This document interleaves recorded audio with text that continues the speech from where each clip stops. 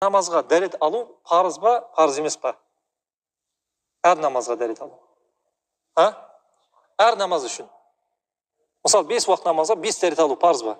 Мысалы, сендер айттыңдар ғой. Әр намазға бір дәрет алу парыз емес дедіңдер. Мен сендерге хадис оқимын. Сендерге хадис оқимын. Ал кеттік. Ан Сулейман ибн Бурайдата, Сулейман ибн Бурайда деген кісі былай жеткізеді. Ан Абихи, ол әкесінен жеткізеді. Аннан Наби саллаллаху алейхи вассалам, пайғамбарымыз саллаллаху алейхи вассаламнан айтады былай дейді. Кана ятаваддау ли кулли салатин. Пайғамбарымыз әр намаз үшін бір дәрет алатын дейді. Көрдіңдер ме? Пайғамбарымыз саллаллаху алейхи вассалам әр намаз үшін бір дәрет алатын дейді. Әр намаз үшін. 5 уақыт намазға 5 дәрет алатын дейді. Айтқан кезде. فلما كان الفتح صلى الصلوات بوضوء واحد. Ал